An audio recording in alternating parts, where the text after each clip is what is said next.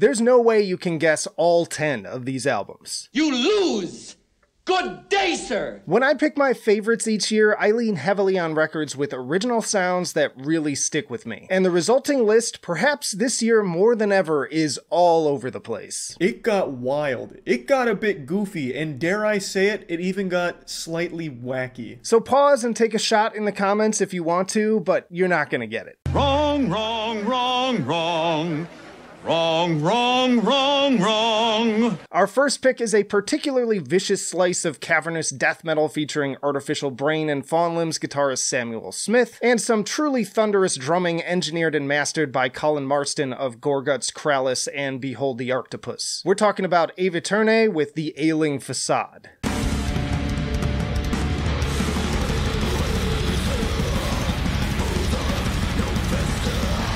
This band lists both the technicality of immolation and psychedelic menace of Godflesh as influences. The entire album a perfect balance of battering brutality and haunting atmosphere. Bloodthirsty yet beguiling, savage, and deeply sinister. Right down to the cover art, it's like a nightmare brought to life.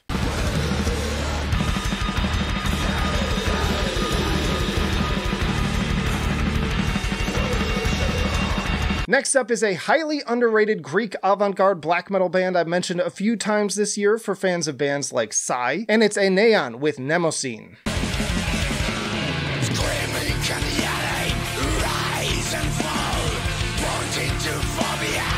Aenaon match aggressive head-bobbing guitars and snarling prophetic vocals with wailing saxophone and Hammond organ, sounding twisted and psychedelic as if they're broadcast from Twin Peaks' otherworldly Red Room.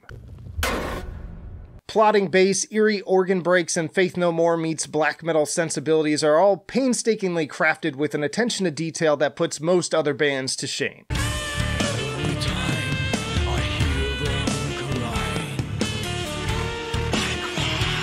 Time for a little deathcore here with one of the best and most forward-thinking projects in the genre right now. Yes, it's Darko with Oni.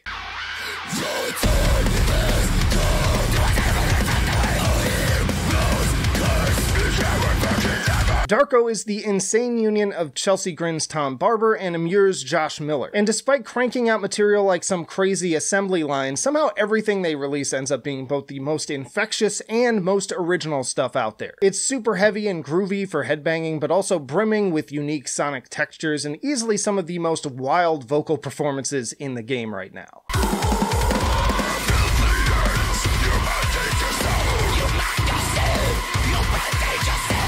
That's some heavy shit, Doc. Now, if you're looking for arguably the best progressive death metal album of the year, look no further than Allegaeon with Damnum.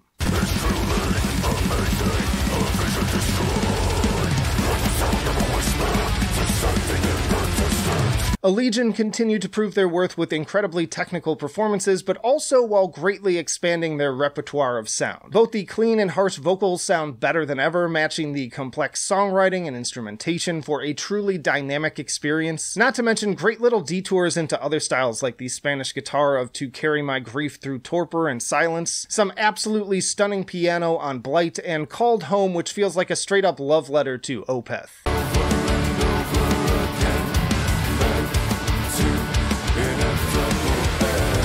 Next, this Chicago band defies concise genre labeling, traversing a wide variety of influences that include the Dillinger Escape Plan, Gojira, Devin Townsend, and Porcupine Tree. We're talking about Without Waves and Comedian.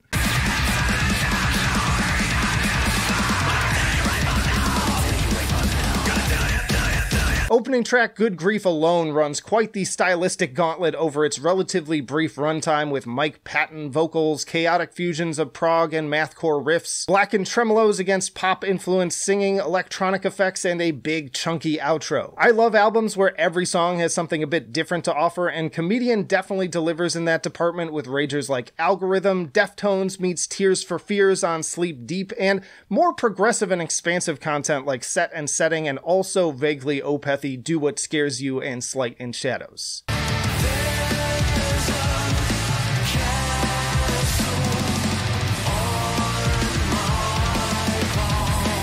If you're enjoying the video so far, be sure to like and comment your own favorites this year, as well as subscribe for more weekly videos. But now it's time for our first big legacy act, where thrash meets progressive metal for a truly mind-bending experience. Of course, we're talking about Voivod with Synchro Anarchy.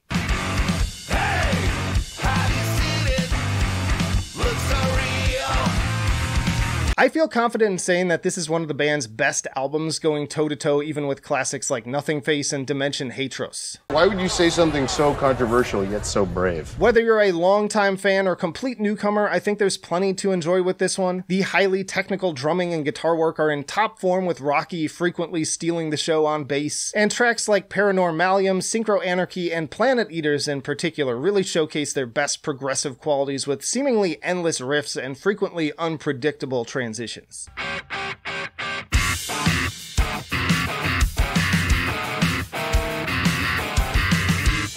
And then we have what will likely be the most controversial pick on this list, even surprising myself to see it make it all the way to the end of the year, but I simply could not put down Ghost with Impera.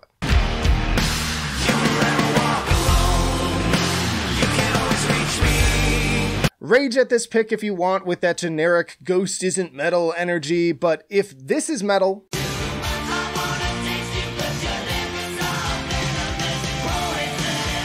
and this is metal,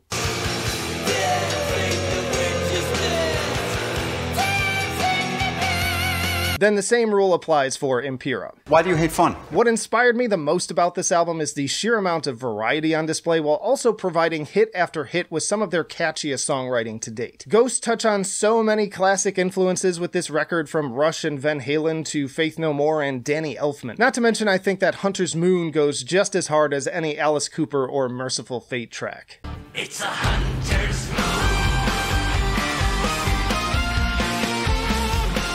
Now, this is a pick I also thought would get bumped from the list since it's just an EP, but I'm still in love with the industrialized experimentation of Napalm Death's Resentment is Always Seismic, a final throw of Throes.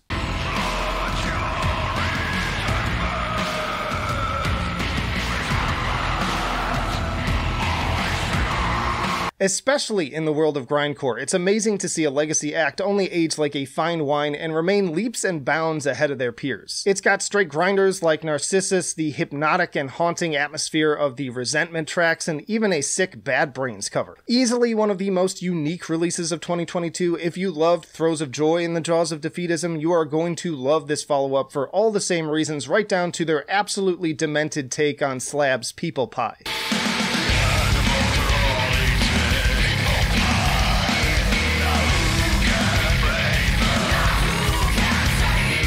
Disgusting! Now, those who have been following the channel may be able to figure out my top two picks, starting with the most important band in the mathcore scene today. It's the Dallas Cowboys with Celebrity Therapist.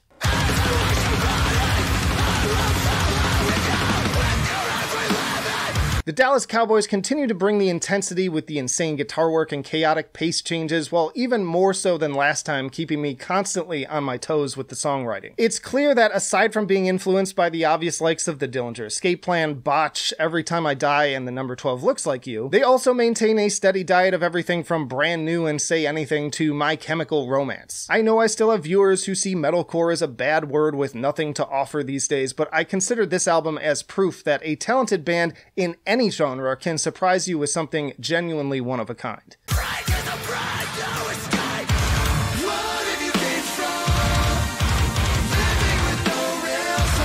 And then my number one pick was also one of my most anticipated albums of this year, and even with the hype, it managed to exceed all of my expectations. It's Imperial Triumphant with Spirit of Ecstasy.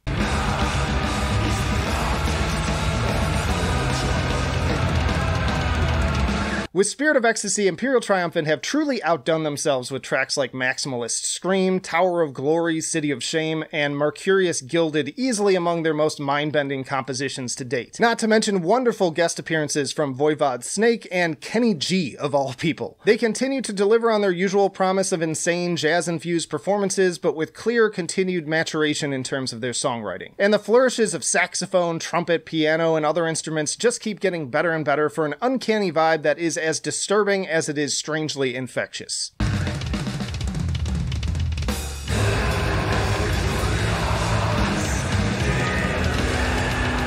Y'all check out this playlist for more of my favorite metal albums of 2022 by genre and month. And again, let me know down in the comments what were your picks. But that'll do it for now. Flight of Icarus signing off. I will see you in the trenches.